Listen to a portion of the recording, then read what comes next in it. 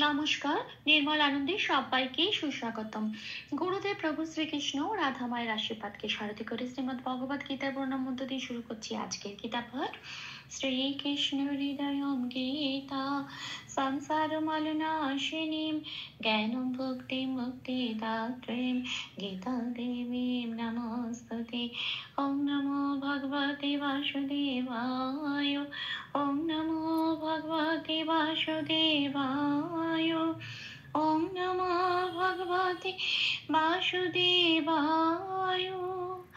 রাধে রাধে রাধে রাধে রাধে রাধে রাধে রাধে রাধে রাধে। শ্রীমদ্ ভগবত গীতা দ্বিতীয় অধ্যায়, শ্লোক নম্বর 65। প্রসাদে সর্ব দুঃখানাং হানিরস্যোপজায়তে প্রসন্নচেতসো ইয়াসু বুদ্ধি পর্যবতিষ্ঠতে। এখানে প্রথম লাইনের প্রথম পাঠটুকু হচ্ছে প্রসাদে সর্ব দুঃখানাং। এইটুকুনি আমি বাংলায় বললাম। এবার দেখি এটাকে কিভাবে সংস্কৃত উচ্চারণের কাছাকাছি পৌঁছানো যায় এমন করে লিখে নিয়েছি, এবং সেটা একটু প্লাস প্লাস দিয়ে সাজিয়ে নিয়েছি এবং বাংলা হরফে সেটা করেছি। আর কিছু কিছু জায়গায় লাল দিয়েছি। যে যে জায়গাগুলো লাল দেওয়া হয়েছে সেই জায়গাগুলো চান্টিং এ চলনের সময় উচ্চারিত হবে না, ঠিক তার উপরের ব্র্যাকেটে যেটা দেওয়া আছে সেটাই উচ্চারিত হবে। আচ্ছা, এখানে তাহলে দেখি এই প্রথম লাইনের প্রথম পাঠটুকুকে কিভাবে সংস্কৃততে ভেঙে ভেঙে উচ্চারণ করা যায় বাংলা হরফে, সেটা দেখে নিই। প্রসাদে, প্রসাদেটা যেমন আছে তেমন। প্রসাদে চান্টিং এ চলনের সুবিধার জন্য একটু প্লাস প্লাস দিয়ে সাজিয়ে নিয়েছি। আচ্ছা, এখানে আছে সর্ব দুঃখানাং, এখানে সর্ব বয় রেপ আছে।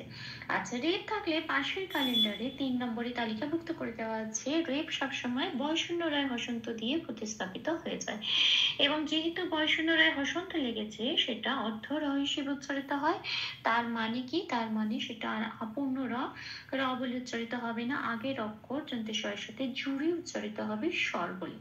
আচ্ছা, তাহলে বটা ফ্রি হয়ে গেল, রেপটা যেহেতু যুক্ত হয়ে গেছে যন্ত্রের সাথে র হিসেবে, তাহলে স্বর হয়ে গেছে। এখানে বটা ফ্রি হয়ে বয়তে আমি লাল দিয়েছি, তার কারণ 2 নম্বরে তালিকাভুক্ত করে দেওয়া আছে বয়ের উচ্চারণ ও প্লাস অ সংস্কৃততে। এটা একটু ঠোঁট খুলে বলতে হয় ব, তা সেই জন্য আমি উপরে ব্র্যাকেটে বটা বলবো না, কি বলবো, ও প্লাস অ ওয়া বলবো, সেই জন্য উপরে ব্র্যাকেটে ও প্লাস অ লিখে দিয়েছি। তারপরে আছে দুঃখানাম। দুঃখানেতে এখানে বিসর্গ আছে। বিসর্গটা কোথায় আছে সবার আগে দেখতে হবে। বিসর্গটা শব্দের মাঝখানে আছে। শব্দের মাঝখানে বিসর্গ থাকলে 5 নম্বরে তালিকাভুক্ত করে দেওয়া আছে, তখন এই বিসর্গটা অর্ধ হ হিসেবে প্রতিস্থাপিত হয়ে যায়। অর্ধ হ মানে এটা পূর্ণ হ হিসেবে উচ্চারিত হতে পারবে না, আগের অক্ষর এই দৈর্ঘ্যের সাথে জড়িয়ে উচ্চারিত হবে দুহ, এটা বলে। ঠিক আছে। আচ্ছা, এবার খাটা যেমন আছে তেমন, নাটাও যেমন আছে তেমন, কিন্তু এখানে শেষে অনুস্বর আছে খানাম। যদি শব্দের শেষে অনুস্বর থাকে তাহলে 4 নম্বরে তালিকাভুক্ত করে দেওয়া আছে সেই অনুস্বরটা ময় হসন্ত হিসেবে প্রতিস্থাপিত হয়ে যায়। তাহলে এখানে যন্ত্র নয়কার অনুস্বরটা কি হবে? যন্ত্র নয়কার ময় হসন্ত হিসেবে প্রতিস্থাপিত হয়ে শব্দটা কি তৈরি হলো? নাম। আচ্ছা, তো সর্ব দুঃখা নাম এটা। তাহলে আমার প্রথম লাইনে প্রথম পাঠটা আমি সংস্কৃতের উচ্চারণটা কেমন পেলাম? প্রসাদে সর্ব দুঃখা নাম, এটা। আর সেই পরের পাঠে হানিরাস অজায়াতে, এটা আমি বললাম বাংলা। এবার দেখে এটা কিভাবে সংস্কৃততে উচ্চারণ করব। হাটা যেমন আছে তেমন, নেইটা যেমন আছে তেমন, রয়ের নিচে খেয়াল রাখতে হবে কোনো হসন্ত নেই, র পূর্ণরূপে উচ্চারিত হবে র বলেই। যন্তের শয়ে জফলা ও কারে আমি লাল দিয়েছি কেন? জফলের উচ্চারণ 1 নম্বরে তালিকাভুক্ত করে দেওয়া আছে উচ্চারণ হর্ষই প্লাস অন্তস্থ। এইবারে এখানে আছে জফলা ওকার, সেই জন্য আমি উপরে ব্র্যাকেটে কি দিয়েছি? হর্ষই প্লাস অন্তস্থ ওকার, এটা হলো জফলা ওকারের উচ্চারণ। এইবার এটাকে যন্ত্রের শয়ের সাথে পড়িয়ে দিতে হবে। যন্ত্রের শয়ের সাথে এটা পড়িয়ে দিলে কি হবে? যন্ত্রের শয় হর্ষই অন্তস্থ সিও। আর যন্ত্রের বলে রাখি, যন্ত্রের স্বর উচ্চারণটা সংস্কৃততে সারেগামা পায়ে যে আমরা সা বলে উচ্চারণ করি সেরকম সা, এই উচ্চারণটা হয়। কাজে এখানে সিও এই উচ্চারণটা হবে সংস্কৃততে। ঠিক আছে, তাহলে যন্ত্রের সজপালাকা শো বলবো না, যেটা বাংলায় বলি কি বলবো? সিও।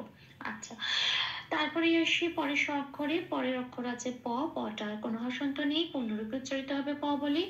যা যেমন আছে তেমন, অন্তঃস্থ যেমন আছে তেমন, তয়কারও যেমন আছে তেমন। তাহলে আমি শব্দটা সংস্কৃত উচ্চারণ কি পেলাম এই পাঠে? হানি র সিও অজায়তে। আসি পরের লাইনে, প্রসন্ন চেতস হ্যাসো। এটা এইটুকুনি পাঠ হচ্ছে আমার সেকেন্ড লাইনের প্রথম পাঠটা। এটা আমি বাংলায় বললাম, দেখি এটা সংস্কৃততে কিভাবে বলবো, উচ্চারণটা করব কিভাবে। প্রটা যেমন আছে তেমন, স্বর্ণতে এই নয় নয় আছে, দুটো ন আছে, একটা নকে হসন্ত লাগিয়ে বার করে আনবো, সেটা অর্ধ ন হয়ে গেল। আগের অক্ষতন্তে স্বরের সাথে জুড়ে উচ্চারণ করবো স্বন, আরেকটা ন পড়ে রইলো, সেটা পূর্ণরূপে উচ্চারণ করবো ন বলি। যে এটা যেমন আছে তেমন, তয় কোনো হসন্ত নেই, পূর্ণরূপে উচ্চারিত হবে ত বলি, সুটাও তাই। তাহলে প্রসন্ন চেতস হয়ে গেল। ইহা সুতে হয় জফল আকারে, আমি লাল দিয়েছি কারণ জফল উচ্চারণ বোঝানোর জন্য। অন্তস্থ জয়ের উচ্চারণ আগেই বলেছি, 1 নম্বরে তালিকাভুক্ত করে দেওয়া আছে হস্য প্লাস অন্তস্থ, কিন্তু এখানে হয় জফলা আকার আছে। আকার আছে বলে আমি উপরে ব্র্যাকেটে কি দিয়েছি, হস্য প্লাস অন্তস্থ আকার। এইবার এটা হচ্ছে জফলা আকারের উচ্চারণ, এটা এবার হয়ের সাথে পড়ে দিতে হবে। হয়ের সাথে পড়ে দিলে কি হবে, হয় হস্যই অন্তস্থ একা হিয়া। এখানে উচ্চারণটা সংস্কৃত হবে হজফল আকারের, কি হবে, হিয়া। আচ্ছা, সুটা যেমন আছে তেমন। তাহলে আমি এই পাঠটি সংস্কৃত উচ্চারণটা কি পেলাম, প্রসন্ন চেতসো হিয়াসু, এটা। আচ্ছা, আসি শেষ পাঠে, বুদ্ধি। এখানে একটা বিসর্গ আছে, বুদ্ধি পর্যবতিষ্ঠতে, এইটা। আচ্ছা, বুদ্ধিতে এবার দেখি সংস্কৃত উচ্চারণটা কিরকম হবে। বুদ্ধিতে দুটো ব্যাপার আছে, একটা হচ্ছে বিসর্গ আছে, আরেকটা হচ্ছে ব। আচ্ছা, এখানে ব এর উচ্চারণ কিন্তু ও প্লাস অ, কিন্তু আমি এখানে ও প্লাস অ দিইনি কেন, কারণ একটু খেয়াল করলে দেখা যাবে বয়ের পেটটা কাটা, যে যে বয়ের পেটগুলো কাটা থাকে সেখানে ব গুলো কিন্তু বাংলা বয়ের মতো উচ্চারিত হয়, কাজে এখানে বটাকে কিচ্ছু করবো না, বাংলা বয়ের মতো উচ্চারণ করবো বুধ। ধীতে দয় ধাই হর্ষই আছে, দু যুক্তাক্ষর আছে, দটা আগে আছে বলে দয় হসন্ত লাগিয়ে দটাকে বের করে আনবো, আগের অক্ষর বয়স্যর সাথে জুড়ে উচ্চারিত করব ভূত। আচ্ছা, ধয় হস্যটা পড়ে রইলো সেরকম। আচ্ছা, ধয় হস্যই পড়ে রইলো। এবার দেখবো বিসর্গটা কোথায় আছে। বিসর্গটা শব্দের শেষে আছে ঠিকই, কিন্তু শব্দটা প্রথম শব্দ। হ্যাঁ, তার মানে মোট কথা বলতে গেলে এই পুরো পংক্তির মাঝখানে আছে বিসর্গটা। এটা না তো শেষ শব্দ না শেষ অক্ষর। বিসর্গ যদি শব্দের এরকম মাঝখানে থাকে বা পংক্তির মাঝখানে থাকে, তাহলে 5 নম্বরে তালিকাভুক্ত করে দেওয়া আছে, সেটা অর্ধ হ হিসেবে প্রতিস্থাপিত হয়ে যায়। কাজে এখানে বুদ্ধির এই বিসর্গটা অর্ধ হ হিসেবে প্রতিস্থাপিত হয়ে যাবে। অর্ধ হ মানে সেটা হ বলে পূর্ণ হ রূপে উচ্চারিত হবে না, আগের অক্ষর ধয়ের সাথে জুড়ে উচ্চারিত হবে ধি বলে।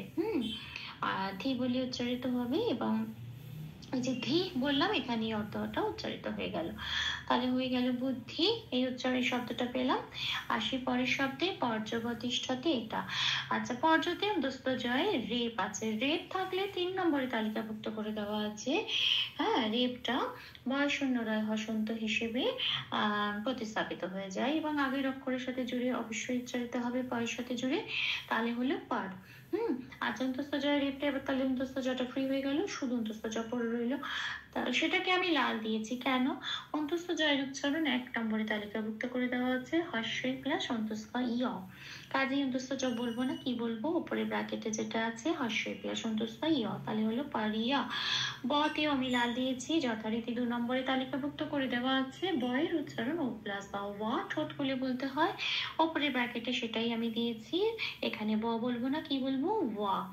আচ্ছা, তিষ্ঠতে এখানে পেট কাটা মূর্ধন্য শয়টা আছে, এটা যুক্ত অক্ষর, পেট কাটা মূর্ধন্য শটা আগে আছে বলে পেট কাটা মূর্ধন্য শয় হসন্ত লাগিয়ে বার করে এনে আগের অক্ষর তয়সের সাথে জুড়ে হলো তিস, আর ঠটা যেমন আছে তেমন পরে রইল, পূর্ণরূপে উচ্চারিত হলো ঠ, তেটাও যেমন আছে তেমন।